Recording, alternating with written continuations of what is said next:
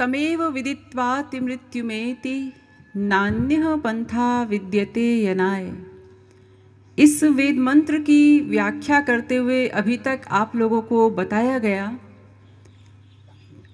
कि आनंद कंद सच्चिदानंद श्री कृष्ण चंद्र का सनातन अंश होने के कारण विश्व का प्रत्येक जीव एकमात्र आनंद ही चाहता है और उसी आनंद के लिए प्रतिक्षण प्रयत्नशील भी है।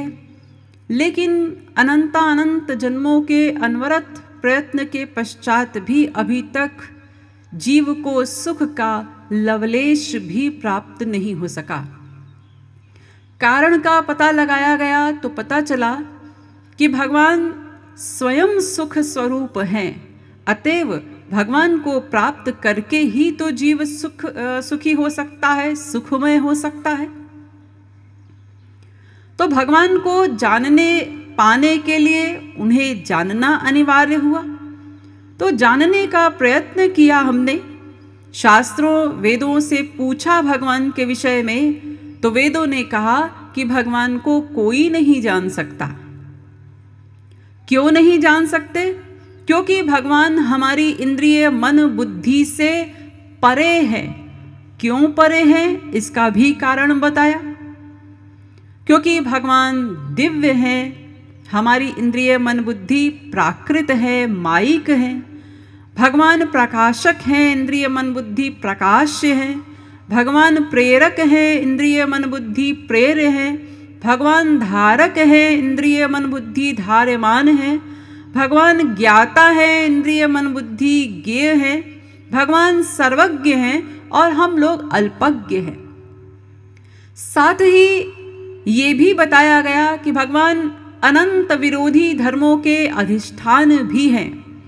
यथा वो छोटे से छोटे भी हैं, बड़े से बड़े भी हैं, अजन्मा भी हैं, जन्म भी लेते हैं, एक भी हैं, अनेक भी हैं, निराकार भी हैं, साकार भी हैं, निर्गुण भी हैं, सगुण भी हैं, निर्विशेष भी हैं, सविशेष भी हैं, सब इंद्रियों से रहित भी हैं, सब इंद्रियों के विषयों को ग्रहण भी करते हैं, परम स्वतंत्र भी हैं, भक्तों के पूर्ण अधीन भी हैं, कालात्मा भी हैं, डरते भी हैं, आत्मा राम भी हैं, जीवों के साथ रमण भी करते हैं। ऐसे अनंत विरोधी धर्म भगवान में भरे पड़े हैं। इसीलिए बड़े बड़े बुद्धिमानों की बुद्धि भी वहां पर कुंठित हो जाती है, वे भी भगवान को जान नहीं पाते। तो फिर हम साधारण जीव भला क्या जानेंगे? तो फिर जब भगवान को जाना ही नहीं जा सकता, तो फिर हम लोग किस प्रकार से सुखमय होंगे? तो इसका उपचार भी बताया गया आपको कि यद्यपि इस बुद्धि के द्वारा कोई करोड़ों कल्प तक प्रयत्न करे भगवान को जानने का, तो भी नहीं जान सकता। लेकिन यदि किसी जीव पर भगवान अपनी कृपा कर दें और अपनी कृपा द्वारा अपनी दिव्य अचिंत्य अलौकिक महाशक्ति प्रदान कर दें, तो वो सौभाग्यशाली जीव भगवान को जान लेता है, देख लेता है, प्राप्त कर लेता है और अनंत काल के लिए कृत्य हो जाता है। लेकिन भगवान की वो कृपा वो कोई आकस्मिक घटना नहीं है कि एक पर हो जाए और एक पर न हो। वो भी किसी शर्त पर आधारित है, और वो शर्त क्या है वो भी आप लोगों को बताया गया कि भगवत कृपा की शर्त है भगवत शरणागति। शरणागति क्या है? शरणागति का अर्थ भी समझाया गया। शरणागति माने कुछ ना करना। दो ही प्रकार के कर्म होते हैं, एक अच्छा और एक बुरा। तो अच्छा कर्म करने से स्वर्ग की प्राप्ति होती है, बुरा कर्म करने से नरक की प्राप्ति होती है, और अच्छे बुरे का जो मिश्रण है उससे मृत्युलोक की प्राप्ति होती है। तो शरणागति न तो अच्छा कार्य है न बुरा कार्य है। शरणागति तो कुछ ना करने का नाम है, क्योंकि ये शरणागति, ये स्वर्ग नरक मृत्युलोक आदि ये जो माया की जेलें हैं ना, इन सब जेलों से मुक्ति दिलाने वाली है, इन सब बंधनों से छुड़ाने वाली है। तो शरणागति माने कुछ ना करना। और ये कुछ ना करने वाली शरणागति किसको करनी है, ये भी बताया गया था कि शरणागति इंद्रियों की, शरीर की नहीं करनी। शरणागति तो मन की ही करनी है, क्योंकि मन एव मनुष्याणाम कारणम बंध मोक्षयोः। मन ही मनुष्य के बंधन का भी कारण है और मोक्ष का भी कारण है। दोनों का कारण एक मन। इसलिए ईश्वरीय क्षेत्र में इस मन को ही प्रमुख कर्ता माना गया है। तो शरणागति भी मन की ही करनी है, क्योंकि भगवान हमारे इंद्रियों के वर्क नहीं देखते। हमने इंद्रियों से क्या किया, शरीर से क्या किया, वो नहीं, हमने मन से क्या किया, मन से कितनी भक्ति की, मन से कितना भजन किया, मन से कितना स्मरण किया, भगवान उसको नोट करते हैं। शरीर से हम घंटों संकीर्तन में बैठे हुए हैं, उसका कोई महत्व नहीं। मन कितनी देर लगाया हमने, मन से कितनी देर स्मरण किया। तो प्रमुख कर्ता मन है, इसलिए मन को ही शरणागत करना है। इस मन को ही कुछ ना करने की अवस्था पर लाना है, क्योंकि ये मन का स्वभाव है, ये प्रतिक्षण कर्म करता रहता है। प्रतिक्षण, एक क्षण भी रुकता नहीं। जब जागृत अवस्था में है तब भी, और जब हम सो जाते हैं उस समय हमारा शरीर बिस्तर पर पड़ा होता है, लेकिन मन अपना कार्य कर रहा होता है। स्वप्न में मन नहीं रुकता। तो इसीलिए इस मन को कुछ ना करने की अवस्था पर लाना है। तो ये मन प्रतिक्षण कर क्या रहा है? ये मन प्रतिक्षण सुख ढूंढ रहा है। कहां सुख ढूंढ रहा है? जहां सुख है ही नहीं वहीं ढूंढ रहा है। संसार में जहां सुख की लवलेश की भी प्राप्ति नहीं हो सकती, ये मन का संसार में सुख ढूंढना ऐसा ही है जैसे चूने के पानी को मथ करके उससे मक्खन निकालना। बिल्कुल ऐसी ही बात है,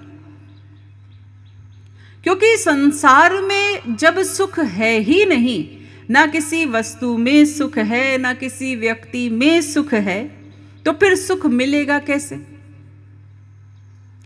अगर आप कहें जी हमें तो सुख मिलता है, तो आप जिसे सुख कहते हैं वो वास्तव में सुख नहीं, क्योंकि सुख की परिभाषा क्या है? सुख की परिभाषा है जो अनंत मात्रा का होता है, अनंत काल के लिए होता है, प्रतिक्षण वर्धमान होता है, प्रतिक्षण बढ़ता जाता है, उसको सुख कहते हैं। क्या ऐसा सुख आपको संसारी किसी भी वस्तु में मिला? किसी वस्तु में या किसी व्यक्ति में नहीं मिल सकता, क्योंकि संसारी सुख कैसे है? पहले अधिक मात्रा में मिलते हैं जब किसी चीज का उपयोग उपभोग करते हैं हम, फिर उपभोग करते करते फिर धीरे धीरे धीरे सुख कम होता चला जाता है, फिर सुख समाप्त हो जाता है। उसके बाद उसी वस्तु से या उसी व्यक्ति से दुख मिलने लगता है। हम ज्यादा गहराई में न भी जाएं तो एक छोटे से उदाहरण से समझिए। जैसे आप लोग पानी पीते हैं ना, बहुत गर्मी लग रही है, बड़ी प्यास लगी, ठंडा ठंडा पानी मिल जाए तो सुख मिले, तो आपने पानी पिया, ठंडा, सुख मिला। हाँ जी, बहुत सुख मिला। बड़ी तेज प्यास लगी थी इतनी गर्मी में, बहुत सुख मिला। तो एक गिलास और पीजिए। एक गिलास और पिया, अब भी सुख मिला। अब उतना सुख नहीं मिला जो पहला गिलास पीने में मिला था। अब अगर कोई आपसे ये कहे कि भाई आपको पानी पीने में सुख मिल रहा है, पीते जाइए, सुखी होते जाइए। अरे नहीं नहीं भाई, कितना पी सकते हैं। तो वही पानी जिसको पीने में सुख मिल रहा था, अब पीते पीते पीते हमको सुख की मात्रा कम होती चली जा रही है। धीरे धीरे सुख समाप्त हो गया। अब 5 गिलास पानी पी लिया, पेट फूल गया। अब उसके बाद कोई कहे 1 गिलास और पीजिए, अरे पानी पीने में सुख है। अब आप कहेंगे अरे नहीं भाई, मर जाएंगे अब हम। क्यों भाई, पानी पीने में तो सुख मिलता है, तो पीते जाइए ना। ऐसे ही किसी भी वस्तु को देख लीजिए और किसी भी व्यक्ति को भी देख लीजिए। जब आपका किसी से पहल प्रेम होता है तो आप क्या, किस प्रकार की भाषा होती है संसारी लोगों की? अरे तुम ही मेरा जीवन हो, तुम ही मेरी जिंदगी हो, ऐसी भाषा होती है। तुम्हारे बिना मैं कुछ भी नहीं। और धीरे धीरे धीरे धीरे आते आते आते कहां तक पहुंच जाते हैं कि तुमसे ब्याह करके तो मेरी लाइफ खराब हो गई। यहां तक आ गए। जिसके लिए मरे जा रहे थे, माँ बाप तैयार नहीं थे ब्याह करने को, लेकिन मैं जहर खा लूंगा, मैं पहाड़ से कूद जाऊंगा, मैं मर जाऊंगा, यहां तक कह कह कर ब्याह किया था। आज उससे ही ब्याह करते करते भी वो जीवन बिताते बिताते यहां तक पहुंच गए, अरे तुमसे ब्याह करके मेरी लाइफ खराब हो गई। तो किसी भी वस्तु या व्यक्ति संसार में यही है। क्यों है? क्योंकि जो सामने वाले से हम सुख की अपेक्षा कर रहे हैं ना, वो भी तो हमसे सुख की अपेक्षा कर रहा है, वो भी तो सुख का भिखारी है। हम चाहते हैं ये व्यक्ति या ये वस्तु हमको सुख दे, वो व्यक्ति भी तो यही चाहता है। अब ये जब सुख और सुख की लड़ाई होती है तो वहीं पर फिर क्लैशिंग हुई, तो फिर झगड़ा हो गया। तो इसलिए ये संसार में कहीं भी सुख है नहीं।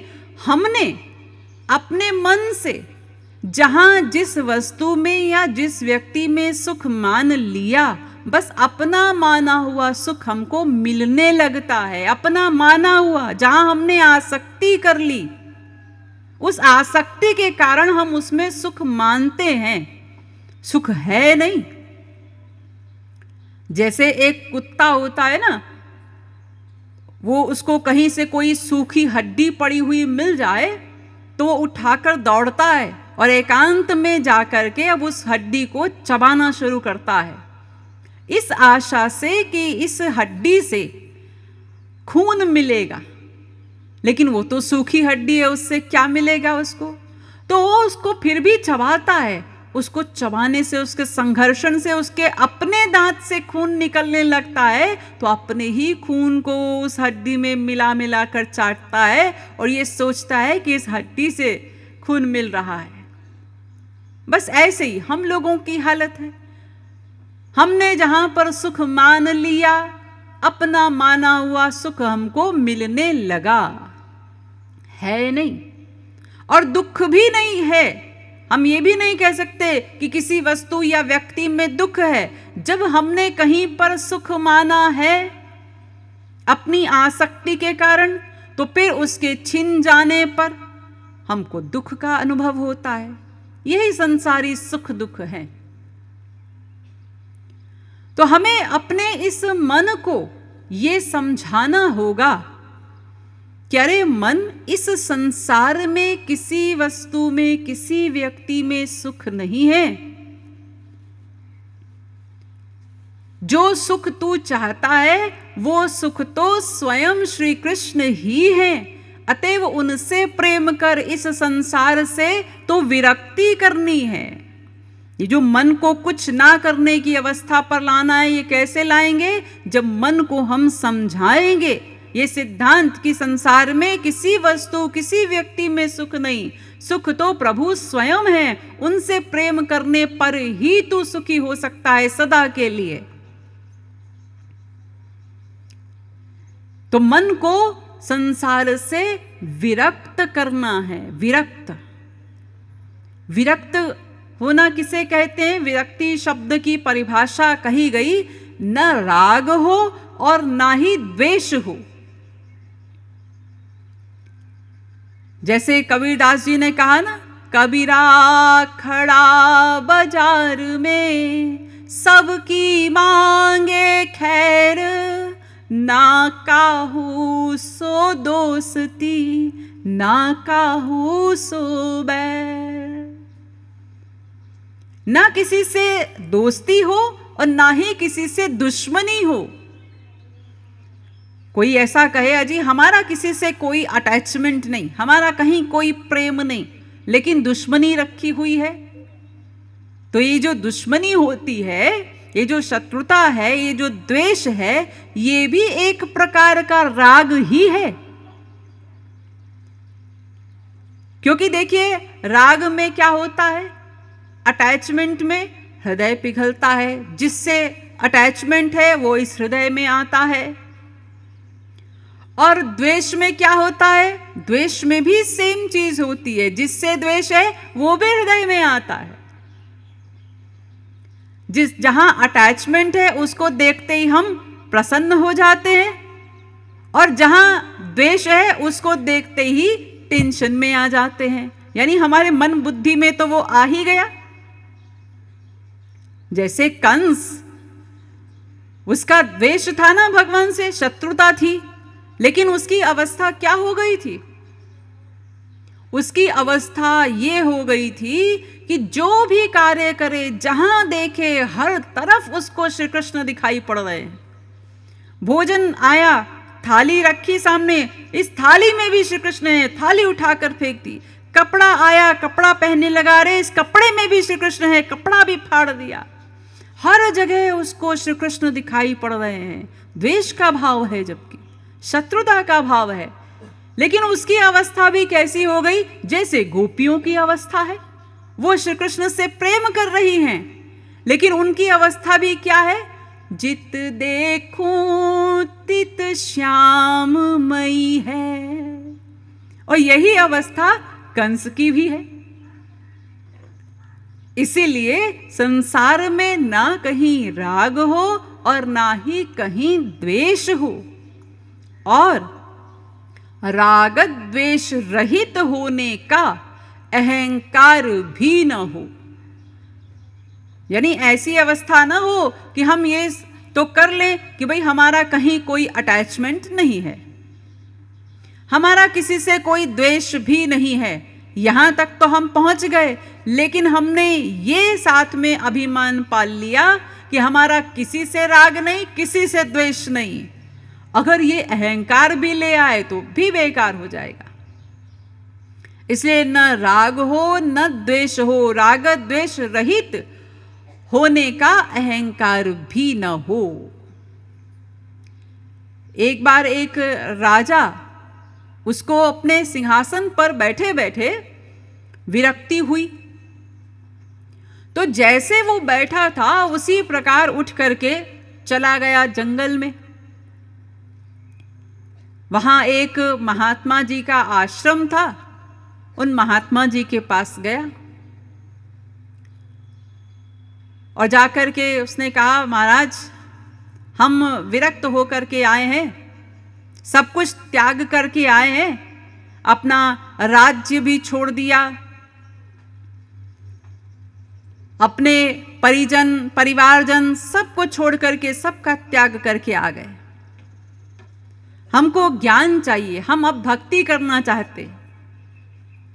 तो महात्मा जी ने कहा, जा पहले त्याग करके आ। तो राजा सोचने लगा, मैं यही तो बता रहा हूं महात्मा जी से कि मैं सब त्याग करके आया हूं, फिर ये क्यों कह रहे हैं कि त्याग करके आ। तो उसने सोचा कि शायद मैंने ये जो राजसी वेशभूषा पहन रखी है इसके लिए कह रहे होंगे। तो वो गया और सब हटा करके उसने सब उतार के फेंक दिया जो राजसी वेशभूषा पहनी थी, और एक लंगोट में आकर के फिर बैठ गया।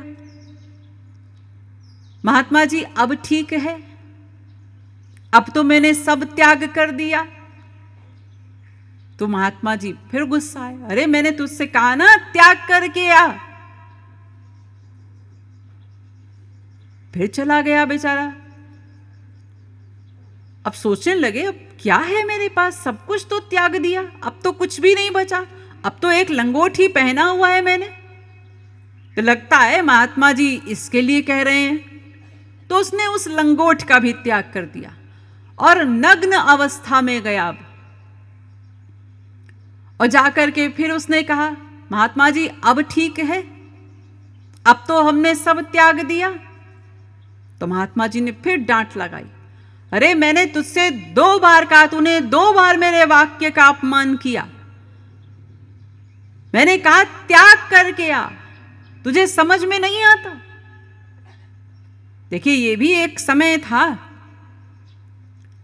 जब बड़े बड़े राजा महाराजा महापुरुषों की शरण में जाते थे और ये महापुरुष लोग ये अपने ही मस्ती में रहते थे, उनको परवाह नहीं कौन राजा कौन रंक, वैसे डांट देते थे। और आज भी एक जमाना है, अभी भी महापुरुष लोग हम लोगों के पीछे पीछे भागते हैं। पहले राजा महाराजा पीछे भागते थे महापुरुषों के, अब महापुरुष भाग रहे हैं आम जनता के पीछे। अरे भाई सुन लो हमारी बात, तुम्हारे कल्याण की बात बताने आए हैं, सुन लो, उससे तुम्हारा कल्याण ही होगा, तुम्हारा आत्मा का कल्याण होगा। ये जो 84 के कुचक्र में फंसे हो, इस जंजाल से निकल जाओगे, छूट जाओगे। तो हम क्या कहते हैं, अरे जाओ जाओ, बहुत सुन रखा है, सब पता है हमको, ऐसे बोलते हैं लोग। तो राजा साहब गए और जाकर के एक पेड़ के नीचे बैठ गए और सोचने लगे कि अब तो ये शरीर ही बचा है मेरे पास, अब तो लगता है इस शरीर का ही त्याग कर देना चाहिए, जिस शरीर को महापुरुष ने अपनाया ही नहीं, गुरु ने अपनाया ही नहीं, इस ऐसे शरीर को भी रख करके क्या लाभ है। ऐसा सोच करके अन्न जल त्याग करके बैठ गए। अब 1 दिन बीता, 2 दिन बीता, बीतते बीतते 8 दिन बीत गए और उधर वो महात्मा जी भीतर की रीडिंग ले रहे थे। जो वास्तविक संत होते हैं ना, तो वो अपने शरणागत जीव के एक एक क्षण के एक एक संकल्प को नोट करते हैं। तो उन्होंने जब देखा कि अब ये भीतर से बिल्कुल खाली हो गया, तो स्वयं आए चल करके और आकर के कहते हैं, ओ राजा जी। राजा चुप, शांत, और केवल ऊपर से शांत नहीं, भीतर से भी शांत। यानी अब ये भाव निकल गया कि मैं राजा हूं। अरे ओ त्यागी जी, अब भी शांत, ये भाव भी खत्म हो गया कि मैंने कुछ त्याग किया है। अब गुरुजी ने कहा, ओ शिष्य उठ। अब आंखें खुली, अब उन्होंने हृदय से लगाया, अब अपनाया। तो यानी न तो राग हो न द्वेष हो, और राग द्वेष रहित होने का अहंकार भी ना हो। मैंने सब कुछ त्याग दिया है, इसका अभिमान भी ना हो, तब सही सही विरक्ति होती है। तो ऐसे मन को विरक्त करना है हमें, तब ये मन हमारा कुछ ना करने की अवस्था पर आएगा, तब ये भगवान के शरणागत हो पाएगा। फिर आगे इस को क्या करना है, ये मन क्या करे, अब इसके लिए हमको एक गाइड की जरूरत पड़ेगी, एक गुरु की आवश्यकता पड़ेगी। कहा भी गया, गुरु बिनु होई की ज्ञान, ज्ञान की होई विराग बिनु। दोनों बातें, बिना गुरु के भी ज्ञान नहीं हो सकता और बिना वैराग्य के भी ज्ञान नहीं हो सकता। हमें गुरु तो मिल गए, लेकिन वैराग्य भीतर थोड़ा भी नहीं, तो भी ज्ञान कहाँ होगा। हाँ, वो अलग बात है, हमने सुन लिया, याद कर लिया, पढ़ लिया, रट लिया, लेकिन इसको ज्ञान होना नहीं कहते। तो वैराग्य भी चाहिए और गुरु भी चाहिए। इसीलिए वेद ने कहा उत्तिष्ठत जाग्रत प्राप्य वरान निबोधत।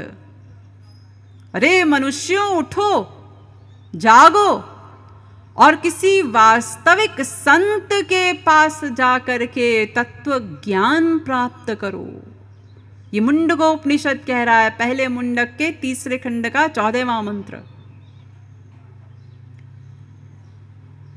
लेकिन कुछ लोग कहते हैं क्यों जी, गुरु के पास ही क्यों जाना है? शास्त्रों में लिखा तो है, वेदों में लिखा तो है भगवान के विषय में, वो पढ़ लेंगे, समझ लेंगे। वेद कहता है न वेद विनुमनुते तम बृहंतम, कि जो वेद को नहीं जानता वो भगवान को नहीं जान सकता। तो फिर इसका दूसरा अर्थ ये हो गया कि जिसने वेदों को जान लिया उसने भगवान को जान लिया। तो जी हम पढ़ लेंगे और समझ लेंगे, गुरु की क्या आवश्यकता है। लेकिन ये वेद है क्या? वेद कोई साधारण पुस्तक है, कोई तोता मैना की कहानियां हैं कि जिसे हम पढ़ लेंगे और समझ लेंगे? ये वेद तो अपौरुषेय है, निःश्वसित मत्स्य वेदा, भगवान की श्वास से प्रकट हुए हैं, भगवद वाणी है वेद, साधारण पुस्तक नहीं है।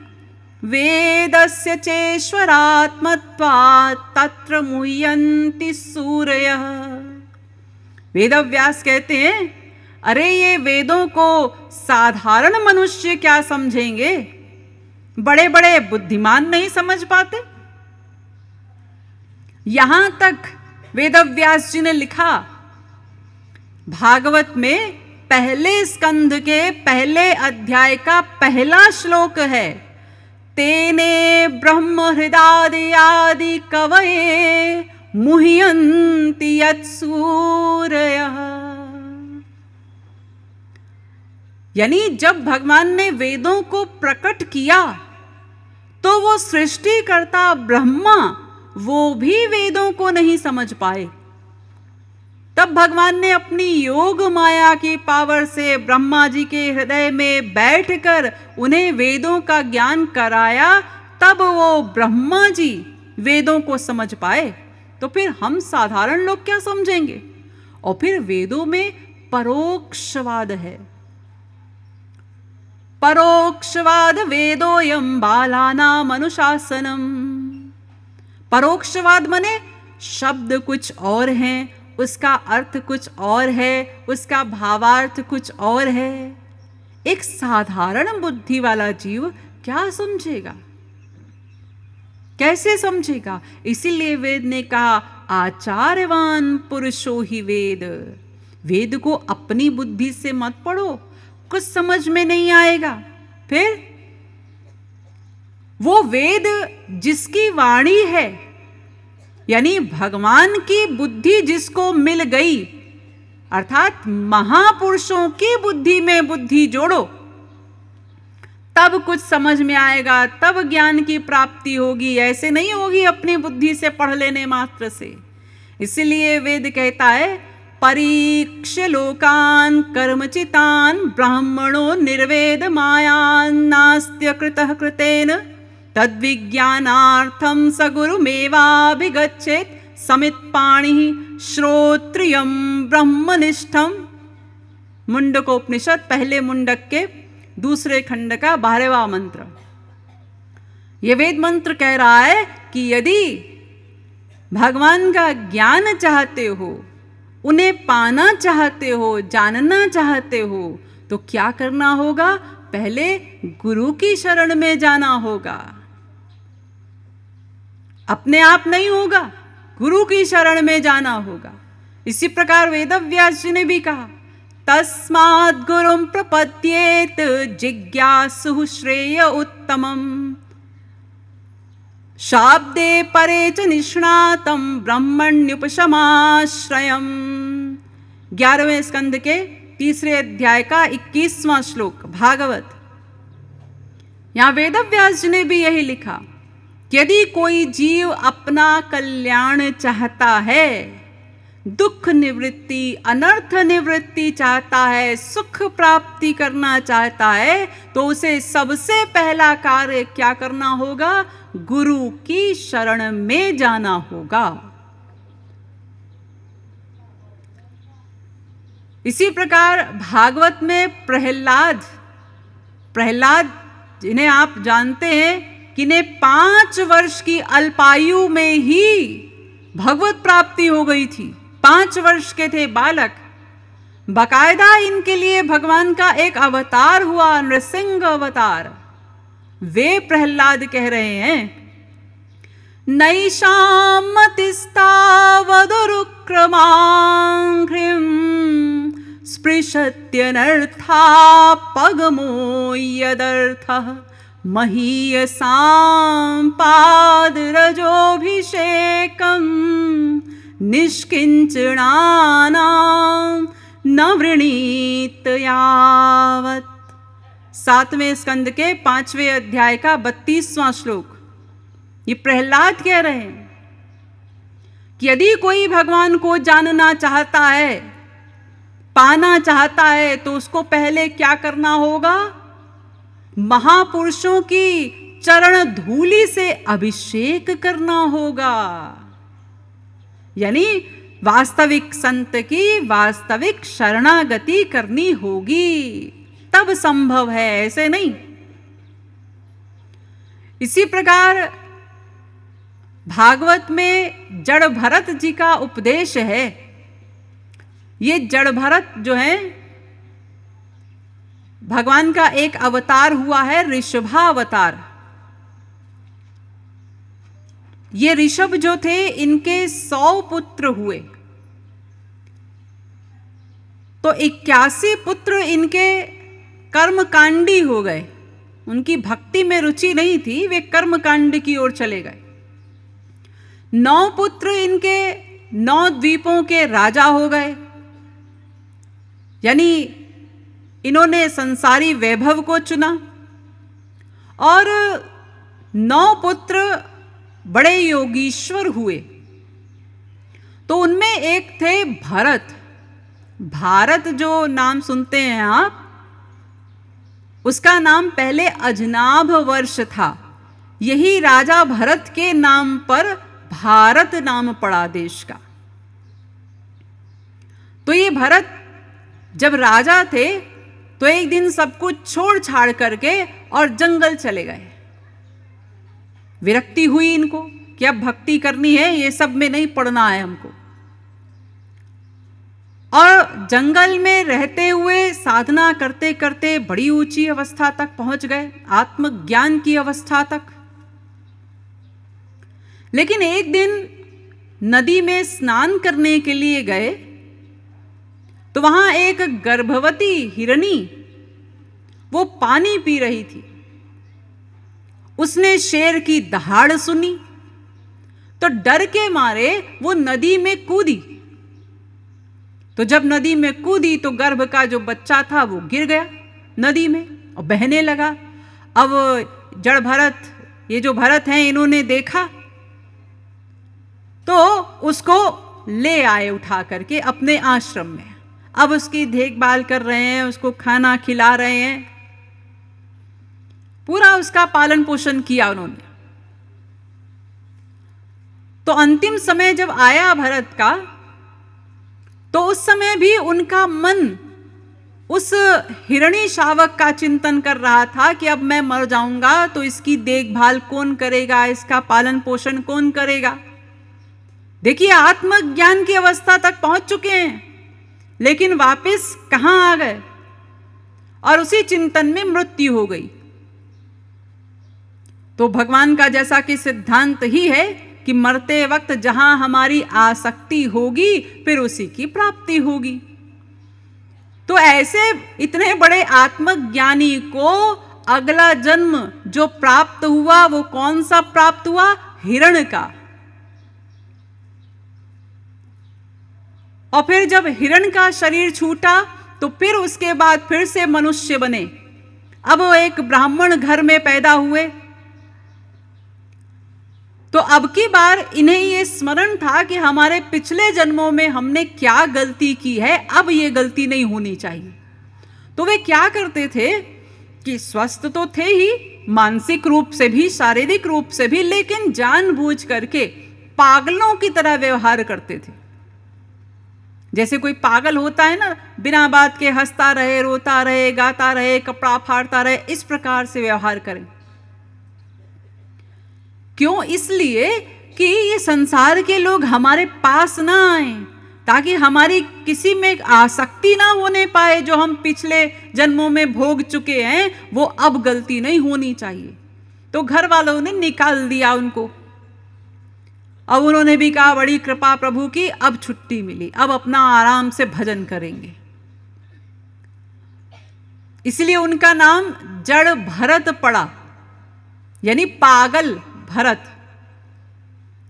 तो ये जड़ भरत एक दिन जा रहे थे कहीं अपनी मस्ती में।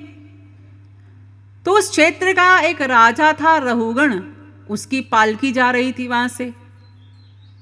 तो राजा की पालकी का एक कहार बीमार हो गया। अब कहारों ने कहा कि राजा साहब, एक आदमी की आवश्यकता है। तो राजा ने देखा कि ये सामने चले जा रहे हैं, तो कहा उसको कहो कि राजा की पालकी है, आकर के उठाए। तो ये तो महापुरुष हो चुके थे, इन्हें कोई मान सम्मान की तो कोई परवाह थी नहीं। राजा ने कहा, जाकर के इन्होंने पालकी उठा ली। अब चलने लगे। अब चलने के समय इनका नियम था कि ये नीचे देखकर चला करते थे कि कोई जीव जंतु मेरे पैर के नीचे आकर दब ना जाए, मर ना जाए। तो अब जब पालकी लिए चले जा रहे हैं तो कभी इधर कूदें, कभी इधर कूदें। तो पालकी कभी इधर टेढ़ी हो मेढ़ी हो, इस प्रकार से बेचारे राजा साहब हिलते डुलते जा रहे हैं। तो राजा साहब को बड़ा खराब लगा, ये कौन बदतमीज आदमी है। तो कहारों ने कहा, महाराज ये जो नया आदमी भर्ती किया आपने, यही है, यही बदतमीजी कर रहा है। तो उस समय राजा साहब ने बड़ी खरी खोटी सुनाई जड़ भरत जी को। तो सब सुनने के बाद फिर जड़ भरत ने उस राजा को उपदेश दिया। उसका बड़ा लंबा चौड़ा वर्णन है भागवत में। तो ये जड़ भरत कहते हैं, रहुगण तत्तपसा न याति न चेज्यया निर्वपणाद् गृहाद्वा न छन्दसा नैव जलाग्नि सूर्यैर्विना महत्पाद रजोभिषेकम्। 5वें स्कंध के 12वें अध्याय का 12वां श्लोक। हे राजा रहुगण, करोड़ों साधन कोई कर ले, करोड़ों साधन, करोड़ों जप तप पाठ पूजा व्रत सब कुछ कर डाले, तब भी भगवत प्राप्ति नहीं होगी।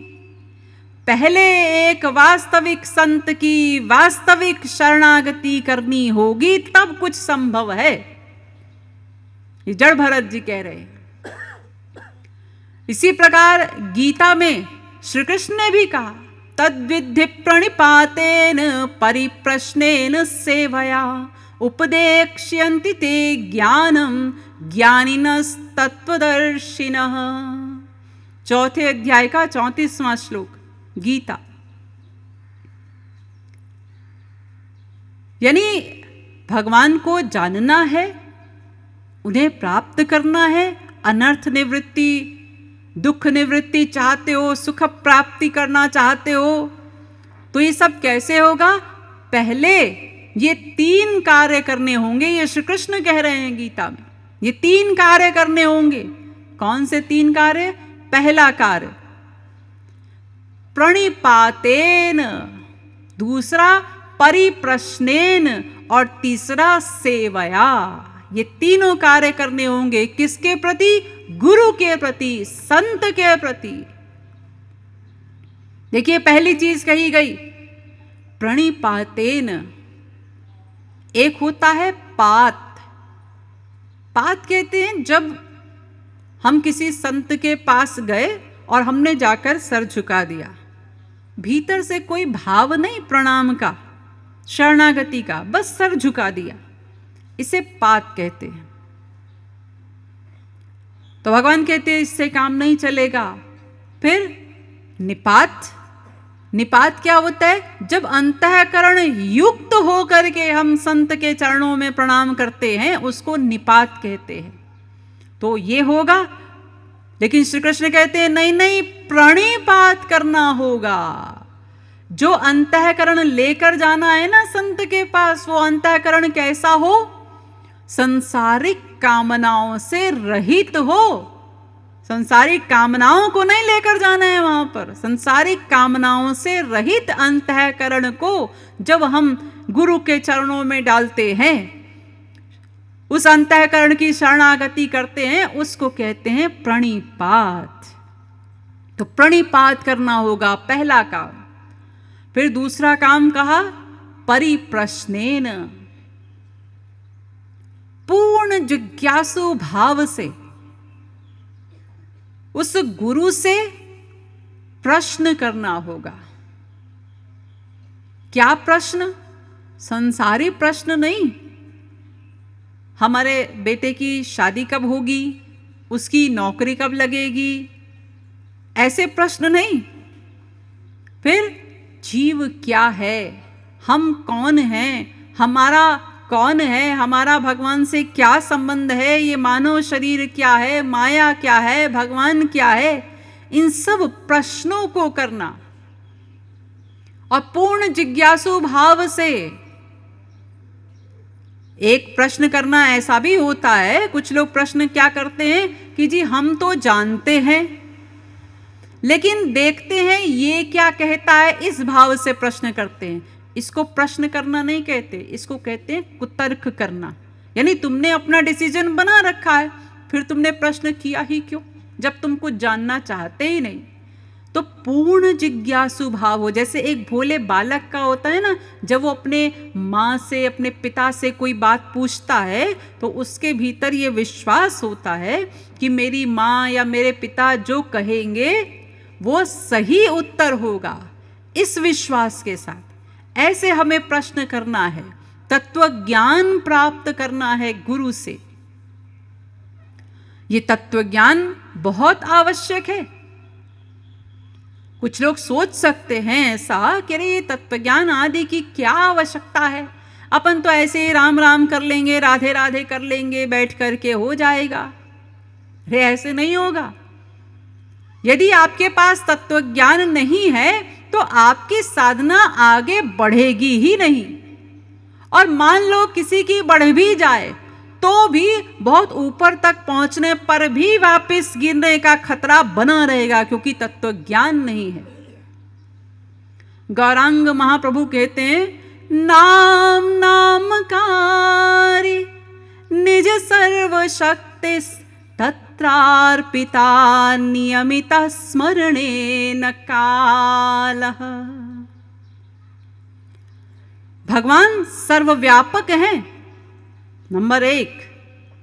सबके अंतःकरण में भी बैठे हैं, नंबर दो। इस संसार के कण कण में भी व्याप्त हैं, नंबर तीन। अपने नाम रूप लीला गुण धाम जन सबके भीतर बैठे हैं अपनी समस्त शक्तियों के साथ, लेकिन फिर भी जीव का कल्याण नहीं हो पा रहा। क्यों? केवल एक कारण कि जीव बारंबार नामापराध करता है। इस नामापराध के कारण उसका कल्याण नहीं हो पाता, वो आगे नहीं बढ़ता। भगवान का नाम हो, हमने नाम के प्रति कोई दुर्भावना की कि ये नाम अच्छा नहीं लगता हमें, हमें तो ये नाम अच्छा लगता है, ये नाम अच्छा नहीं, या ये रूप अच्छा नहीं भगवान का, ये वाला स्वरूप अच्छा है, हमें राम प्रिय लगते हैं, कृष्ण प्रिय नहीं लगते। राम छोटे हैं कृष्ण बड़े हैं, ऐसा कुछ भी ये जो भाव आते हैं ना, ये धाम बड़ा वो धाम छोटा, ये सब नामापराध होते हैं। और ये नामापराध का कोई प्रायश्चित भी नहीं लिखा कहीं। वेदों में बहुत से पापों के प्रायश्चित लिखे हैं, जैसे किसी से गौ हत्या हो जाए तो उसका प्रायश्चित लिखा है, आप वो प्रायश्चित कर्म करिए, आप गौ हत्या के पाप से मुक्त हो जाएंगे। लेकिन नामापराध का कोई प्रायश्चित नहीं। शास्त्र कहते हैं विष्णु स्थाने कृतं पापम गुरु स्थाने प्रमुच्यते, गुरु स्थाने कृतं पापम वज्रलेपो भविष्यति। भगवान के प्रति यदि अपराध हो जाए तो गुरु के पास वो पावर है कि वो उसे क्षमा कर सकता है, और कोई प्रायश्चित कर्म नहीं है। लेकिन गुरु ये पावर रखता है कि अगर हमने भगवान के प्रति कोई अपराध किया और गुरु से रोकर क्षमा मांगे तो गुरु क्षमा कर सकता है। लेकिन गुरु स्थाने कृतं पापम वज्रलेपो भविष्यति, अगर गुरु के प्रति अपराध हो गया तो भगवान के पास भी वो पावर नहीं है कि वो उस जीव को क्षमा कर दे।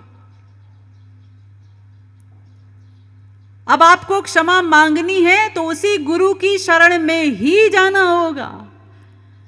देखिए अम्बरीश भगवान के भक्त महापुरुष, उनके प्रति अपराध किया किसने? दुर्वासा ऋषि ने। ये दुर्वासा ऋषि भी कोई साधारण नहीं है। लेकिन भगवान का कानून है ना कि मेरे भक्त के प्रति यदि अपराध किया तो फिर मैं क्षमा नहीं करूंगा। तो भगवान ने अपना सुदर्शन चक्र छोड़ दिया दुर्वासा जी के पीछे। मारे मारे घूमे दुर्वासा जी, अंत में भगवान की शरण में गए, प्रभु क्षमा कर दो।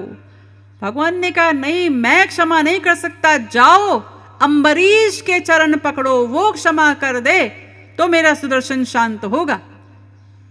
तो वापस आए, अम्बरीश के ही चरण पकड़े आकर के दुर्वासा जी ने, और जब अम्बरीश ने क्षमा कर दिया तब जाकर के सुदर्शन चक्र शांत हुआ।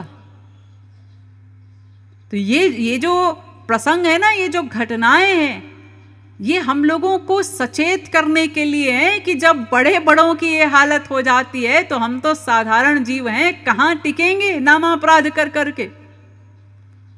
लेकिन हम लोग बेपरवाह हो के खुल्लम खुल्ला करते हैं, कोई परवाह ही नहीं, रियलाइजेशन भी नहीं कि नामापराध हो रहा है, वो भी नहीं सोचते। लेकिन अपने आप में हमने ये भाव बना रखा है अपने प्रति कि हम बहुत अच्छे साधक हैं, हम बड़ा प्रेम करते हैं भगवान से, हम बड़ी साधना करते हैं। अरे जो नामापराध कर रहे हो उसका क्या, उसको भी तो गिनो साथ में कि वो नामापराध तुम्हारी सब साधना खाता जा रहा है। कौन सी साधना की गिनती कर रहे हो? तो ये नामापराध क्यों हो रहे हैं? तत्व ज्ञान की कमी के कारण होते हैं। इसीलिए गौरांग महाप्रभु ने कहा सिद्धांत बलिया चित्ते न कर आलस। सिद्धांत ज्ञान में, तत्व ज्ञान प्राप्त करने में आलस्य न करो। ये मत सोचो अजी हम सब जानते हैं। बहुत से साधकों के भीतर भी ये भाव आ जाता है ना, जी हम इतने सालों से साधक हैं महाराज जी के, हम सब याद है हमें, हम सब जानते हैं। जानने को तत्व ज्ञान होना नहीं कहते। तत्व ज्ञान होना उसे कहते हैं जब आपने गुरु के द्वारा सुना, उसको समझ लिया, उसका चिंतन मनन मंथन सब कर लिया और हमेशा के लिए वो यहां बैठ गया। अब आपका प्रतिदिन का प्रत्येक कार्य तत्व ज्ञान के अनुसार ही हो रहा है। तब सोचिए हमको तत्व ज्ञान हो गया, अब हमें सुनने की आवश्यकता नहीं। उसके पहले हमेशा सुनना पड़ेगा जब तक यहां बैठ नहीं जाएगा। बारंबार सुनिए, बारंबार सुनिए। तो तत्व ज्ञान के अभाव में अपराध होते हैं। तो अपराधों से बचना है तो तत्व ज्ञान को पक्का करना होगा आपने, ऐसे नहीं बच पाओगे। राजा भोज के जमाने में एक पंडित जी हुए थे, बड़े तत्वज्ञानी, लेकिन धन का अभाव था, जिम्मेदारियां बहुत आ गई कि अब कन्या का विवाह करना है और कुछ है नहीं। अब जब ये इस प्रकार की जिम्मेदारियां आई और धन का अभाव था तो तत्व ज्ञान भूल गया उनको कुछ देर के लिए और चले चोरी करने के लिए। तो अब सोचने लगे चोरी भी करनी है तो यहां वहां क्या करनी, चलेंगे राजा जी के महल में, वहीं चोरी करेंगे, बढ़िया चोरी होगी। तो किसी प्रकार अपना घुस गए राजा के महल में, और राजा के महल में भी उसके पर्सनल कमरे में, राजा साहब के शयन कक्ष में, और जाके बेड के नीचे छिप गए कि अब जब राजा साहब आकर सो जाएं, सब और सन्नाटा हो जाएगा, फिर हम निकलेंगे, अपना काम करेंगे। रात हो गई, राजा साहब आए, सो गए। अब सब और जब सन्नाटा हो गया, अब वो पंडित जी निकले चोरी करने के लिए। लेकिन बेचारे रात भर प्रयत्न कर रहे हैं कि कुछ तो चुरा लें हम, कुछ चुरा ही नहीं पा रहे। क्यों? क्योंकि तत्वज्ञान उनके साथ था। कुछ देर के लिए भूले थे, चोरी करने तो आ गए, लेकिन अब जिस वस्तु पर हाथ रखें उसे चुराने के लिए उसी से संबंधित तत्वज्ञान आ जाए कि अरे ये चोरी करोगे, इसका परिणाम ये होगा, ये वाला नरक मिलेगा। अब राजा भोज, उनके कमरे में सब सोने चांदी आदि के सामान, सोने की कोई वस्तु उठाई, अरे सोने की चोरी, ये तो 5 महापापों में एक है, नहीं नहीं नहीं नहीं, ये नहीं चुराएंगे। बेचारे रात भर अपने तत्वज्ञान के साथ उलझते रहे और इसी प्रकार सुबह हो गई। अब सुबह तो हो गई, अब सोचने लगे निकले कैसे। तो फिर से राजा साहब के पलंग के नीचे छिप करके बैठ गए कि अब जब राजा साहब उठकर चले जाएंगे फिर देखते हैं, कुछ हिसाब बिठाएं कि यहां से कैसे निकला जाए। और इधर जब सुबह हुई तो राजा साहब को उठाने के लिए, जगाने के लिए तमाम प्रकार के उपक्रम होने लगे। खूब बैंड बाजा बजने लगा, प्रजा जय जयकार करने लगी। तो राजा साहब की नींद खुली और उठ करके बैठ गए अपने पलंग पर। और जाने उनके मन में क्या आया, अपने आप को अकेले समझ करके बोलने लगे, चेतो हरा युवतयः सुहृदोऽनुकूलाः सद्बान्धवाः प्रणयगर्भगिरश्च भृत्या वल्गन्ति दन्ति निवहास् तरलास्तुरंगाः। ये 3 पंक्तियां राजा साहब ने बोली। इसका अर्थ है कि वो राजा साहब कह रहे हैं कि वाह, मेरे भी क्या ठाठ हैं, मुझे एक आदमी को जगाने के लिए इतने लोग इतने प्रकार के उपक्रम कर रहे हैं, सारी प्रजा मेरी जय जयकार कर रही है, ऐसा मेरा वैभव है, इतने मेरे हाथी हैं, इतने घोड़े हैं, सब है मेरे पास। ये सब बोल रहे थे अपने को अकेला समझकर। तो वो जो नीचे पंडित जी छिपे हुए थे उनसे भी रहा नहीं गया। जब ये 3 पंक्तियां राजा साहब ने बोली तो तुरंत चौथी पंक्ति वो पंडित जी बोल उठे, सम्मीलने नयनयोर नहीं किंचिदस्ति। अर्थात कि हाँ राजा साहब, ये ठीक है कि ये सब आपका है, लेकिन जिस दिन आंख बंद हो गई कुछ नहीं रहेगा आपका, अंत सबका एक सा होता है, केवल राख का ढेर बचता है बस। अंत तो सबका एक ही होना है, चाहे राजा हो रंक हो, सब बागमती जाएंगे, पशुपति जाएंगे, और वहां से इतने से सिमट जाता है। ये शरीर का, जिस शरीर का बड़ा अहंकार करते हैं हम, वो शरीर इतनी सी राख में रह जाता है बस। हमारे श्री महाराज जी, उनका एक बड़ा दिव्य ग्रंथ है प्रेम रस मदिरा, जिसमें उन्होंने 1008 पद लिखे अलग अलग भावों के। तो उनमें एक पद है, तन यौवन धन दिन चार रे, तन यौवन धन दिन चार रे, बड़े बड़े जे रहे कहावत।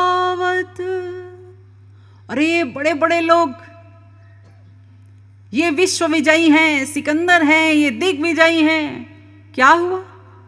नाम न तीन संसार रे, अब कोई नामो निशान नहीं। बड़े बड़े अगणित धनवारे, अंत चलत सब झार रे। बड़ा किसी के पास धन है और बड़े उस धन के अहंकार में घूम रहे हैं, लेकिन जब मरेंगे तो क्या साथ ले जाएंगे? सब यहीं छोड़कर, यहीं झाड़ कर जाना पड़ेगा, ले जा नहीं सकते। बड़े बड़े सुंदर तनवारे, बड़ा सुंदर शरीर है किसी का। अरे भाई ये मिस यूनिवर्स हैं, ये मिस वर्ल्ड है, तो वो सुंदरता सदा बनी रहेगी? नहीं। अंत भय जरी छार रे, ये शरीर तो प्रतिदिन जीर्ण शीर्ण होता चला जा रहा है। तो जब बड़े बड़ों की ये हालत है, तो अंत में श्री महाराज जी ने लिखा, ताते अब कृपालु बनी छोटे, भजु नित नंद कुमार रे। इसलिए जब बड़े बड़ों की ये हालत है, तो अब छोटे बनकर, दीन बनकर, विनम्र हो करके क्या करो? नंद कुमार का भजन करो, भक्ति करो, वो साथ जाएगा। और कुछ नहीं जाना, बाकी तो बस राख का ढेर बचेगा। तो राजा साहब ने जब ये बात सुनी, तो उन्हें लगा कि हमें होश में लाने के लिए लगता है कोई आकाशवाणी हुई है। फिर उन्होंने ध्यान दिया, आकाशवाणी में आवाज ऊपर से आनी चाहिए, पर आवाज तो नीचे से आ रही है। तो आकाशवाणी की तरह क्या कोई पातालवाणी भी हुआ करती है क्या? वो तो कभी सुनी नहीं, कुछ गड़बड़ है, कोई है हमारे कमरे में। तो बुलाया सेवकों को। अब वो पंडित जी भी जान गए कि अब तो छिप नहीं पाएंगे, इसलिए अपने आप ही निकल करके खड़े हो गए राजा के सामने, और सब कुछ बिना छिपाए सच सच उन्होंने बता दिया कि देखिए राजा साहब, हमारी बुद्धि कुछ देर के लिए भ्रष्ट हो गई थी और हम चले आए थे आपके यहाँ पर चोरी करने के लिए, लेकिन रात भर प्रयत्न करने पर भी हम कुछ चुरा नहीं पाए। तो खैर राजा को तो एक सीख ही मिली थी उनसे, तो इसलिए राजा ने सब कुछ दे करके उनकी सहायता की। तो कहने का तात्पर्य है कि यदि तत्व ज्ञान है जीव के पास, तो वो तत्व ज्ञान जीव को अपराध करने से रोक लेता है, बचा लेता है। इसलिए तत्व ज्ञान को परमावश्यक बताया गया है। इसे अन्यथा नहीं लेना चाहिए कि अपन तो बस ऐसे ही राधे राधे कर लेंगे, राम राम कर लेंगे। अरे जब आपके पास तत्व ज्ञान ही नहीं कि ये राधे क्यों बोलना है, ये राधे शब्द क्या है, ये राधे नाम क्या है, ये राधा रानी कौन है, तो उस राधे नाम में आपका प्रेम कैसे होगा? उस राम नाम में आपका प्रेम कैसे होगा? आप तो बस मुख से बोला करेंगे। फिर जब आपको तत्व ज्ञान होगा कि अरे ये राधे नाम क्या है, अरे ये राधे नाम वो नाम है कि राधे नाम बोलने वाले के आगे आगे विष्णु चला करते हैं सुदर्शन चक्र लेकर, पीछे पीछे शंकर जी चलते हैं त्रिशूल लेकर के, एक और वरुण चलते हैं अपना नागपाश लेकर के, और एक और इंद्र चलते हैं अपना वज्र लेकर के। ये ऐसा राधे नाम है, ऐसी पावर है राधे नाम की। जब आपको ये ज्ञान होगा, तब ज्ञान के बाद जब आप राधे कहेंगे, तो राधे नाम में जो रस मिलेगा वो ऐसे ही राधे राधे बोलने से नहीं मिलेगा। इसलिए तत्व ज्ञान परमावश्यक है, बारंबार सुनना चाहिए, बारंबार सुनना चाहिए, ताकि वो बैठ जाए हमारे मस्तिष्क में। तो दूसरा काम, परिप्रश्नेन, गुरु से तत्व ज्ञान प्राप्त करो। और तीसरा काम कहा श्री कृष्ण ने, गुरु के प्रति क्या करना है? सेवया, सेवा करनी है गुरु की।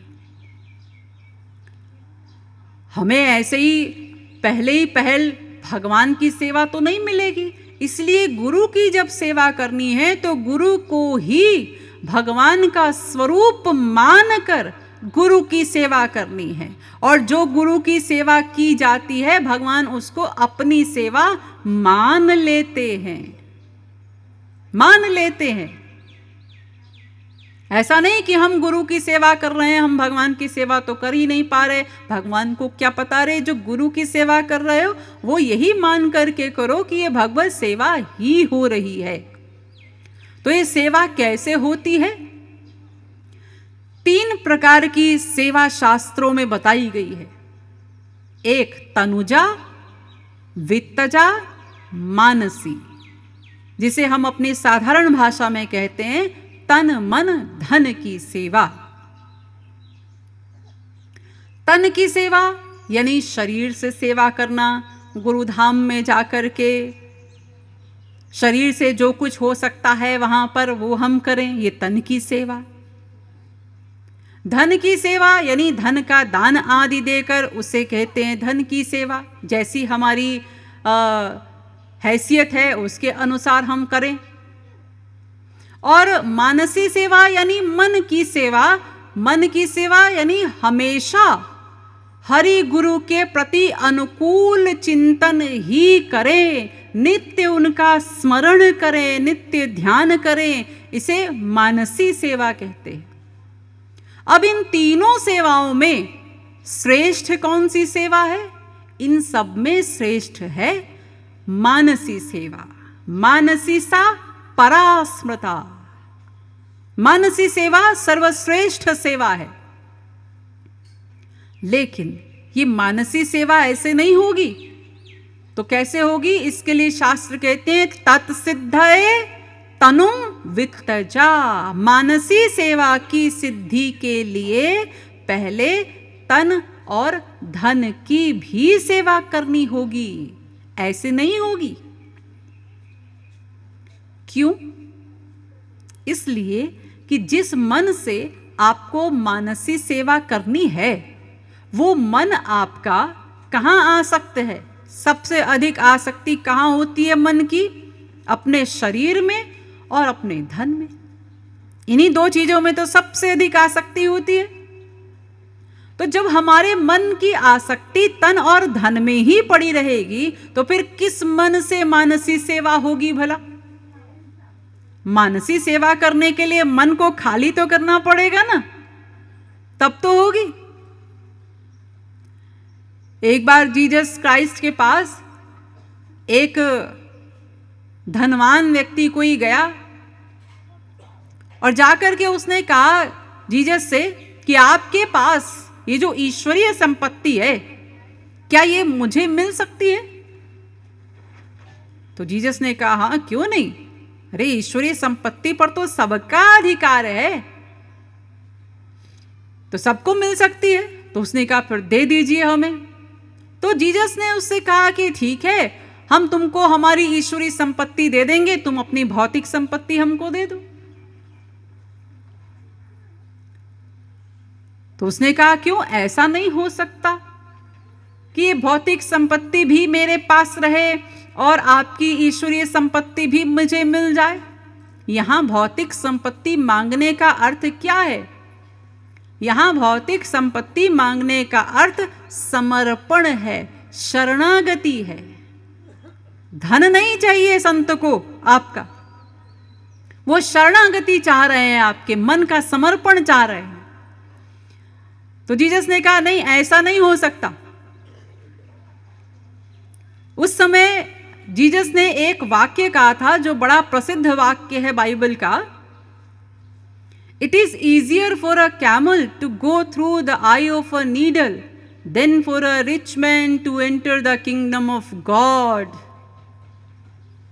अर्थात सुई के एक छेद से ऊंटों का काफिला भले ही निकल जाए, लेकिन जिसके पास संसार प्रचुर मात्रा में है वो ईश्वर की ओर चल पड़े, ये बड़ा कठिन काम है।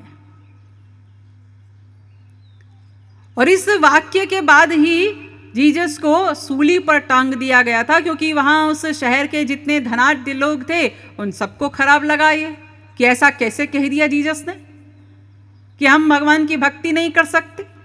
लेकिन देखिए तुलसीदास जी ने भी कहा है, नहीं को अस जन्मा जग माही प्रभुता पाई जाही मद नाही।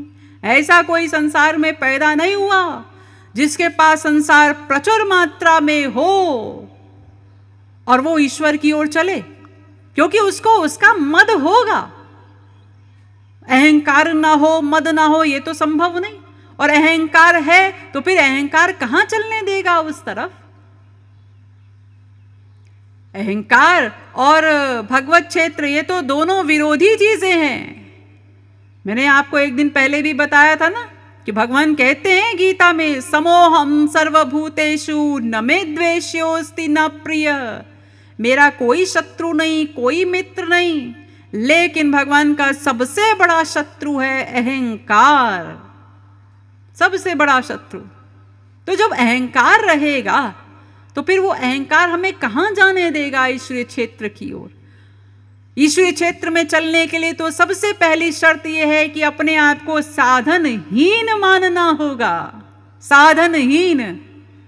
और हम अपनी पोस्ट का, अपने धन का, अपनी प्रतिष्ठा का अहंकार लेकर चलेंगे तो फिर कैसे चल पाएंगे?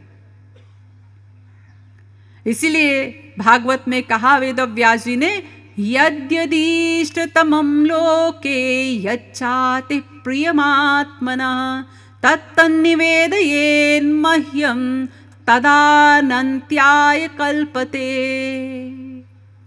यत् यत् इष्ट, जो जो प्रिय है, फिर दोहराया, यच्चाति प्रियमात्मनः, जो अति प्रिय है उसका समर्पण कर दो गुरु चरणों में, समर्पण कर दो। तब तुम कल्पना करो कि तुम्हारी माया निवृत्ति हो सकती है, ऐसे नहीं होगी।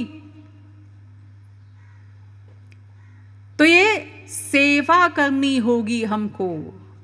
तीसरा कार्य श्री कृष्ण कहते हैं सेवा करनी है। तो मानसी सेवा श्रेष्ठ सेवा है, लेकिन इस मानसी सेवा के लिए तन को भी धन को भी लगाना होगा गुरु चरणों में, तभी मानसी सेवा ठीक ठीक हो पाएगी, ऐसे नहीं होगी। नारद भक्ति दर्शन में नारद जी ने 84 सूत्र बनाए। उन्होंने भी लिखा, कस्तरति माया। उसका उत्तर दिया फिर अगले सूत्र में, यो महानुभावम सेवते, जो महापुरुषों की सेवा करते हैं। यानी माया से उत्तीर्ण कौन हो सकते हैं? जो महापुरुषों की सेवा करते हैं। मत सेवया साधु सेवया मत स्मृति ही। मेरी स्मृति कैसे होगी? जब संत की सेवा करोगे तब मेरा स्मरण होगा, ऐसे नहीं होगा। तो सेवा बहुत इंपॉर्टेंट चीज है ये भी। तो ये तीनों काम करने होंगे हमें ठीक ठीक, प्रणिपातेन परिप्रश्नेन सेवया। तो गुरु तो आवश्यक है। यदि हम भगवान का ज्ञान चाहते हैं तो बिना गुरु के ज्ञान नहीं होगा। गुरु बिनु होई की ज्ञान, बिना गुरु की कैसे ज्ञान हो जाएगा भाई। गुरु बिनु भव निधि ताराई न कोई, ज्यों शंकर विरंची सम होई। रे बिना गुरु के भवसागर से कोई पार नहीं हो सकता, भले ही वो ब्रह्मा शंकर के समान हो जाए, यहां तक कह दिया तुलसीदास जी ने। और फिर सोचिए, ये तो अभी तक हमने शास्त्र की बात की, थोड़ा लॉजिक से भी विचार कर ले। जो लोग ऐसा सोचते हैं कि गुरु की क्या आवश्यकता है, तो उनसे हम प्रश्न करना चाहते हैं कि ये बताओ कि जब पैदा हुए थे तब क्या कोई ज्ञान था? नहीं था। फिर थोड़े बड़े हुए, क अक्षर बोलने के लिए भी एक टीचर की आवश्यकता पड़ी थी। ये क ख ग अपने आप नहीं सीखे थे, ABCD अपने आप नहीं ज्ञान हुआ था। इन सब चीजों के लिए एक टीचर की आवश्यकता पड़ी थी आपको। अब वो टीचर आपकी अपनी माँ बन गई हो, अपने पापा जी बन गए हो, या स्कूल की टीचर हो, लेकिन क अक्षर के ज्ञान के लिए भी हमें एक टीचर की आवश्यकता पड़ती है। बिना टीचर के नहीं हो सकता। और फिर जब हम बड़े हो गए, अब हमारी इच्छा हुई कि हम तो बड़े होकर डॉक्टर बनना चाहते हैं, इंजीनियर बनना चाहते हैं, डांसर बनना चाहते हैं, म्यूजिशियन बनना चाहते हैं, तो कैसे बने? अपने आप बन गए? अपने आप तो नहीं बने। उस विषय के जो विशेषज्ञ थे, आप उनके पास गए, उन एक्सपर्ट्स के पास गए, आपने उनको सरेंडर किया अपनी बुद्धि का, तब आप एक दिन डॉक्टर बनते हैं, इंजीनियर बनते हैं। ऐसे तो नहीं बनते। उन्होंने जैसा जैसा पढ़ाया, हमने वैसा वैसा पढ़ा। टीचर पढ़ा रहे हैं हमको, लिखो बेटा नाइफ, लेकिन पहले के लिखो। अब आप अगर उस समय ये तर्क वितर्क करते कि पहले के क्यों लिखें, हम तो नाइफ बोल रहे हैं तो पहले एन लिखेंगे। अब वो टीचर बताते हैं कि देखो बेटा, ये इंग्लिश में ऐसा ही नियम होता है, इसको लिखना है लेकिन बोलना नहीं, ये बस लिख देना है, ये साइलेंट होता है। अगर उस समय आप तर्क किए होते कि नहीं जी हम तो नहीं मानते, हम तो एन ही लिखेंगे, नाइफ ही, या फिर के लिखेंगे तो कनाइफ बोलेंगे, तो फिर पढ़ सकते थे? नहीं पढ़ सकते थे। तो आप हर जगह बुद्धि का सरेंडर आपने किया, तब आप संसार में भी कुछ बने। यानी हर जगह आपको एक गुरु की आवश्यकता पड़ी, एक टीचर की आवश्यकता पड़ी। तो ये जो ईश्वरीय क्षेत्र सर्वदा बड़े बड़े बुद्धिमानों की बुद्धि से परे है, जिनके लिए तुलसीदास जी लिखते हैं, जग पे खन सब देखन हारे, विधि हरि शंभु न चावन हारे, तेऊ न जानहि मरम तुम्हारा, और तुम ही को जानन हारा। अरे विधि हरि हर नहीं जान पाते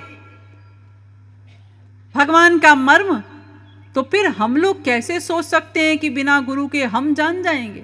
इसलिए गुरु तो आवश्यक है। बिना गुरु के कुछ नहीं हो सकता। आप ईश्वरीय क्षेत्र में कदम भी नहीं रख सकते, प्रवेश भी नहीं हो सकता बिना गुरु शरणागति के। तो अब आप लोग इतना तो समझ गए होंगे। अब साथ ही ये समझना भी आवश्यक है कि गुरु कहते किसको हैं। गुरु शब्द की कुछ व्युत्पत्तियां शास्त्रों में बताई गई। गिरति अज्ञानम इति गुरुः, यानी जो अज्ञान को निकाल दे, उसे गुरु कहते हैं। गृणाति ज्ञानम इति गुरु, जो ज्ञान दे दे उसको गुरु कहते हैं। गुमरौतीति गुरु, जो अंधकार निकाल कर प्रकाश दे दे उसको गुरु कहते हैं। तो ये सब कौन कर सकता है? हमारे अज्ञान को निकाल कर ज्ञान कौन दे सकता है? जिसका स्वयं का अज्ञान चला गया हो, जिसे स्वयं ज्ञान हो गया हो, जिसका स्वयं का अंधकार चला गया हो और प्रकाश मिल गया हो, वही तो कर सकता है।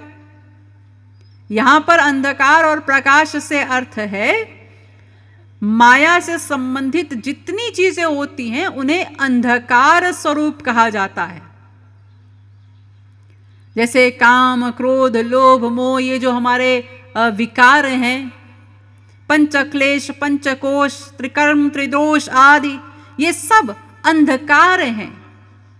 तो गुरु किसे कहते हैं? जो इन सब को हटा दे, हमारे भीतर से सबको निकाल दे इस अंधकार को, और प्रकाश दे दे। प्रकाश मैंने दिव्य प्रेम, भगवान से संबंधित जितनी चीजें हैं उन्हें प्रकाश स्वरूप कहा जाता है। दिव्य प्रेम, दिव्य ज्ञान, दिव्य गुण, दिव्य देह, दिव्यानंद, ये सब कुछ जो दे दे उसको गुरु कहते हैं।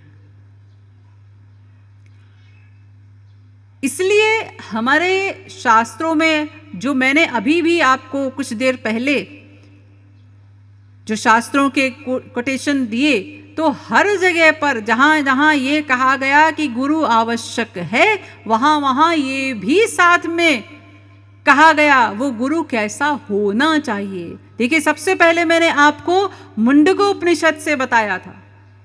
वहां मुंडकोपनिषद कहता है तद्विज्ञानार्थम स गुरु मेवाभिगच्छेत समित पाणि श्रोत्रियम ब्रह्मनिष्ठम। ये दो विशेषताएं होनी चाहिए जिस गुरु की शरण में जाना है आपको। श्रोत्रिय भी हो, ब्रह्मनिष्ठ भी हो, दोनों बातें हों।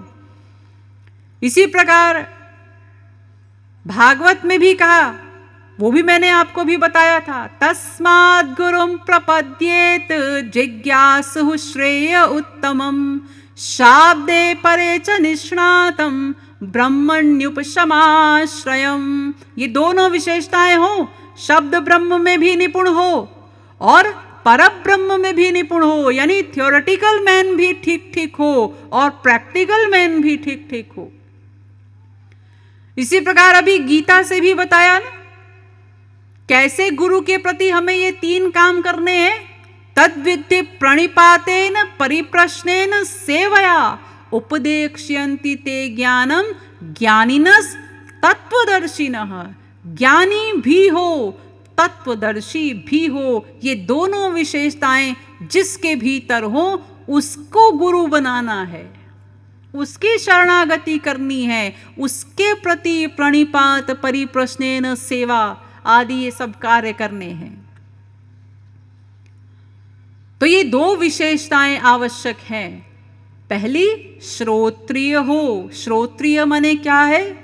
श्रोत्रिय माने जो समस्त शास्त्रों वेदों का ज्ञाता हो, सब शास्त्रों वेदों की पूर्ण नॉलेज हो उसे, और अपने ज्ञान के आधार पर अपने शरणागत जीवों के अज्ञान को निकाल सके, उनकी समस्त शंकाओं को निर्मूल कर सके, समाधान कर सके, ऐसी योग्यता भी हो उसको, उसे कहते हैं श्रोत्रिय। और दूसरा ब्रह्मनिष्ठ, यानी जो भगवत प्राप्ति कर चुका हो, भगवान को प्राप्त कर चुका हो, भगवान का साक्षात्कार कर चुका हो, ऐसा कोई संत आपको मिले, उसको गुरु बनाना है, उसके शरणागत होना है। ये दोनों बातें आवश्यक हैं। और क्यों आवश्यक है इसको भी समझ लीजिए। हमारे गुरु का ज्ञानी होना इसलिए आवश्यक है कि जब हमारा गुरु ज्ञानी होगा, तभी वो हमको तत्व ज्ञान दे पाएगा, हमारे सब प्रश्नों का उत्तर दे पाएगा, हमारी सब शंकाओं का समाधान कर पाएगा। क्योंकि हमारी ये जो बुद्धि है ना, ये अनंत जन्मों से अनंत प्रश्न जमा किए हुए बैठी है। इसमें तमाम प्रकार के तर्क वितर्क कुतर्क भरे पड़े हैं। इसलिए हमारे गुरु का ज्ञानी होना आवश्यक है। यदि हमारी अवस्था वो वाल्मीकि की भांति होती, जैसे वाल्मीकि जी, उनकी अवस्था क्या थी? उनको नारद जी ने कहा कि देखो बेटा, मरा मरा कहते रहना जब तक मैं लौटकर न आऊं। वो बैठ गए, उन्होंने कोई प्रश्न नहीं किया नारद जी से, गुरुजी आप कब लौटकर आएंगे, कितने दिन में आएंगे, कितने घंटे में आएंगे, हम लघु शंका दीर्घ शंका के लिए उठ सकते हैं क्या? कोई प्रश्न नहीं, ना बाहर से ना भीतर से।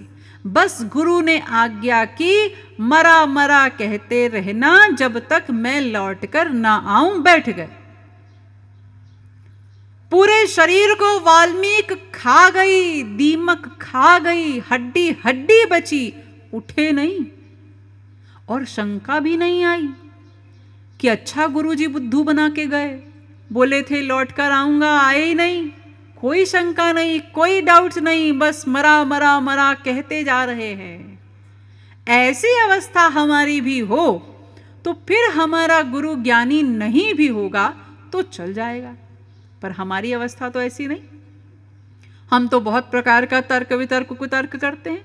इसलिए हमारे गुरु को ज्ञानी होना आवश्यक है, ताकि वो हर प्रकार से तत्व ज्ञान दे करके हमें सही मार्ग पर चला सके, सही गाइडेंस दे सके हमें।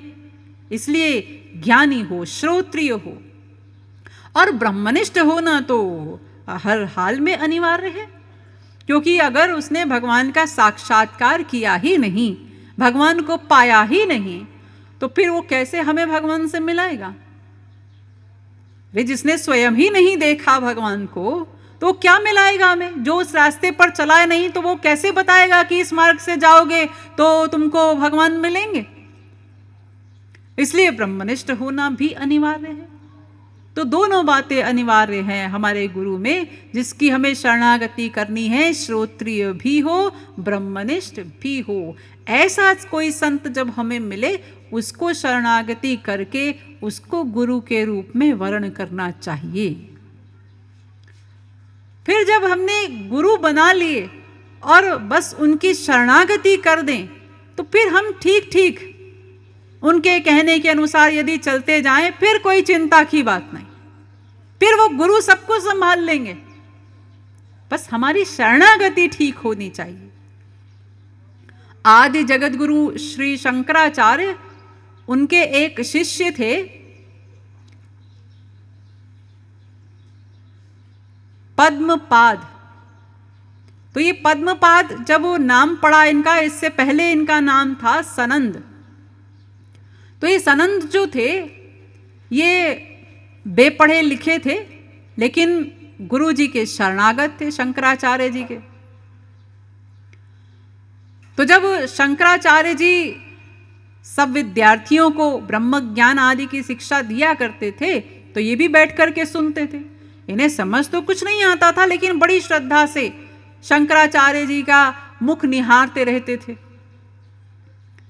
तो एक दिन अपने गुरु जी के सब वस्त्र आदि लेकर के गए धोने के लिए, नदी पार करके कि उस और अच्छे पत्थर हैं, उस और जा करके हम धोएंगे।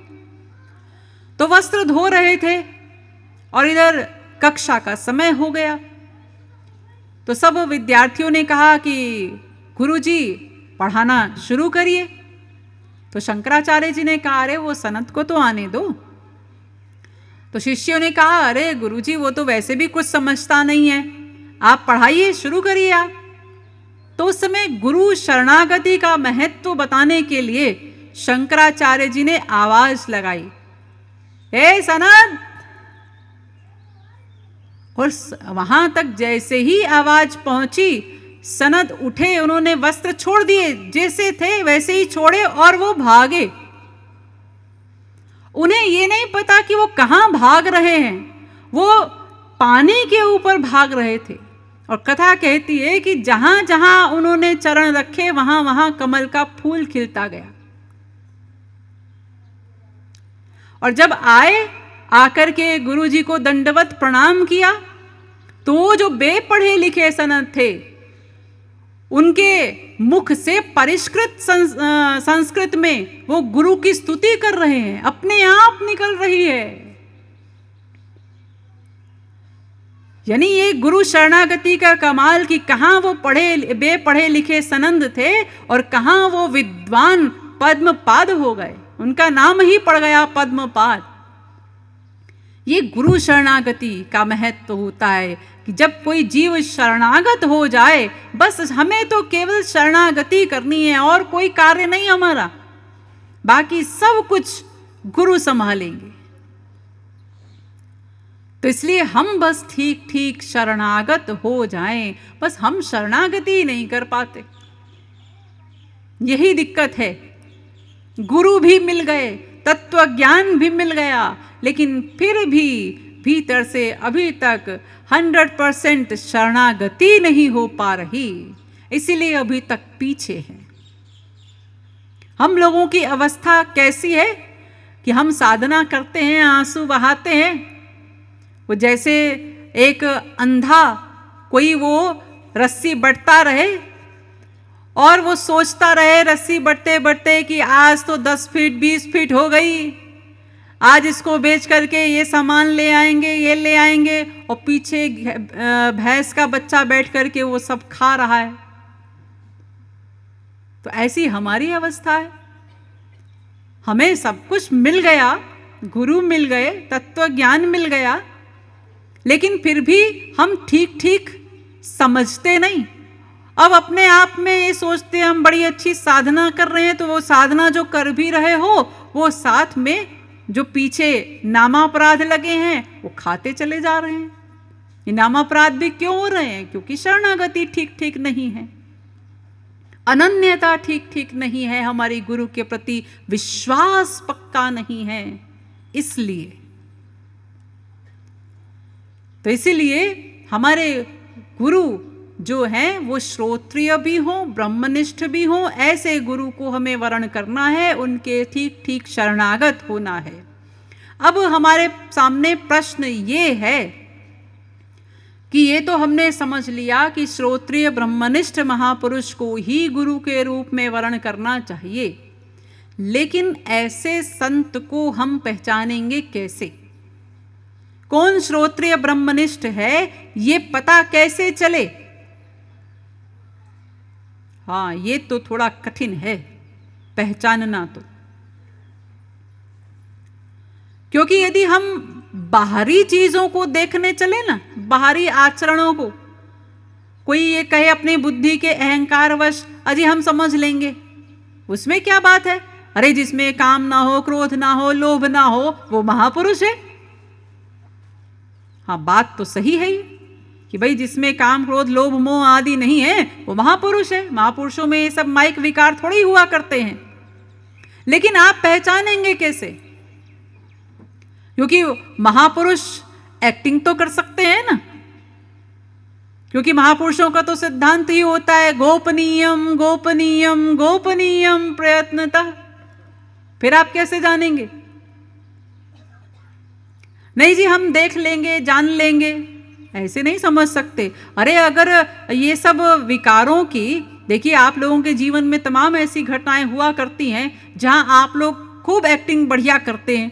आप ऑफिस गए, लेट पहुंचे, अब बॉस आपको डांट रहा है, शर्मा जी आप रोज लेट आते हैं, अगर इसी प्रकार से आप लेट आए तो आपको हम सर्विस से निकाल देंगे, आप देख लीजिए।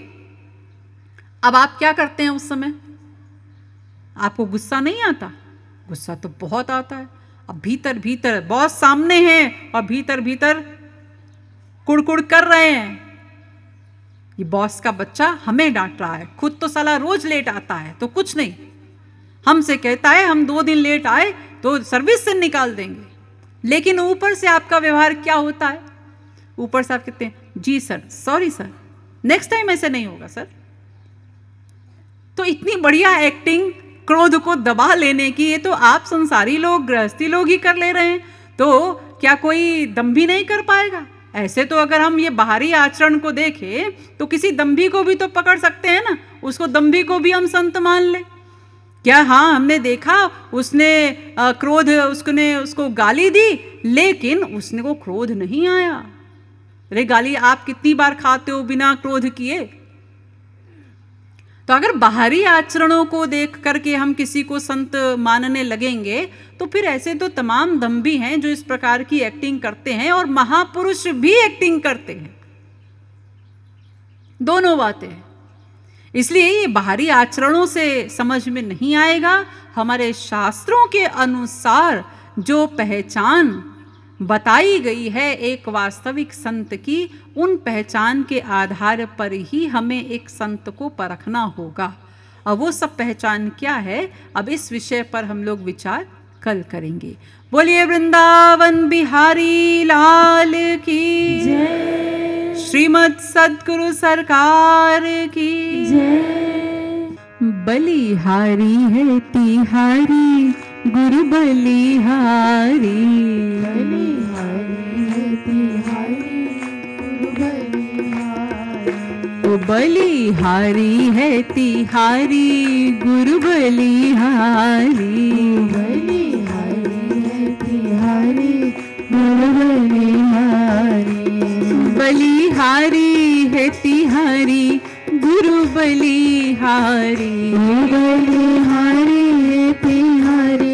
गुरु बलिहारी, बलिहारी है तिहारी गुरु बलिहारी, बलिहारी है तिहारी गुरु बलिहारी, बलिहारी है तिहारी गुरु बलिहारी, बलिहारी है तिहारी गुरु बलिहारी, बलिहारी है तिहारी गुरु बलिहारी, बलिहारी है तिहारी गुरु बलिहारी, बलिहारी है तिहारी गुरु बलिहारी, बलिहारी है तिहारी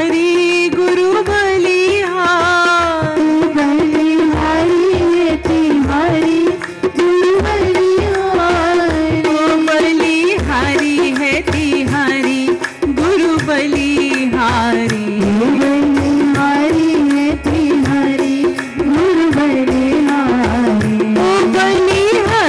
बलिहारी है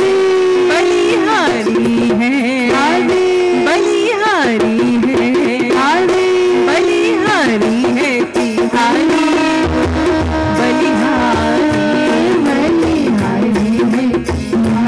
सभी लोग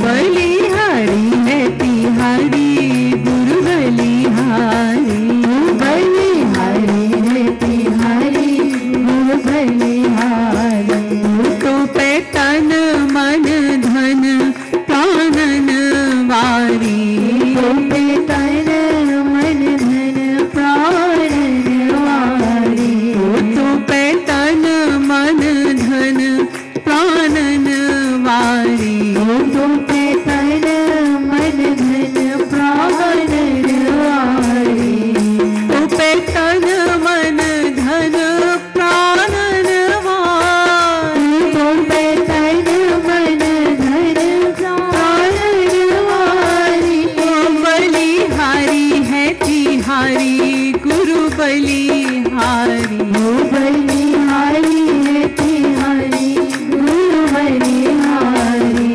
बलिहारी है बलिहारी है बलिहारी है बलिहारी है तिहारी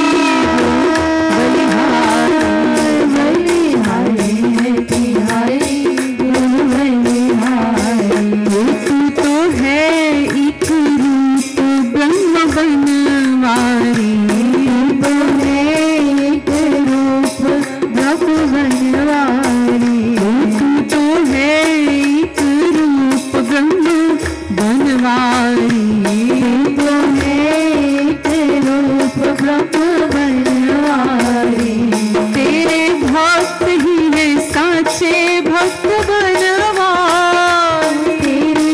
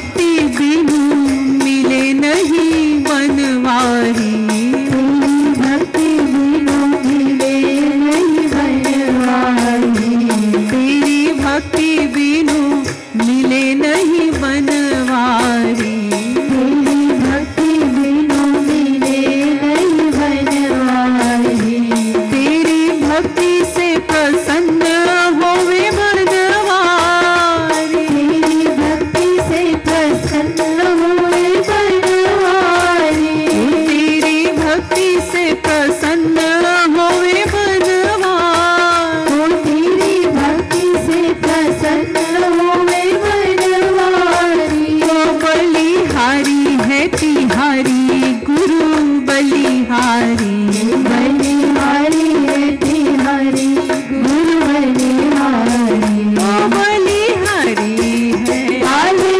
बलिहारी है काले बलिहारी है काले बलिहारी है तिहारी बलिहारी बलिहारी है तिहारी गुरु बलिहारी, बलिहारी है तिहारी बलिहारी है तिहारी गुरु बलिहारी, तू ही तत्व बतावे कौन बनवारी, तू ही तत्व बतावे कौन बनवारी, तू ही तत्व बतावे कौन बनवारी, तू ही तत्व बतावे कौन बनवारी, तू ही पुनि करवावे भक्ति बनवारी, तू ही पूरी करवावे भक्ति बनवारी, तू ही पुनि करवावे भक्ति बनवारी, तू ही पूरी करवावे भक्ति बनवारी, तू ही करे दान दिव्य प्रेम बनवारी, तू ही करे दान दिव्य प्रेम बनवारी, तू ही करे दान दिव्य प्रेम बनवारी, तू ही करे दान दिव्य प्रेम बनवारी, ओ बलिहारी है काले बलिहारी है काले बलिहारी है काले बलिहारी है तिहारी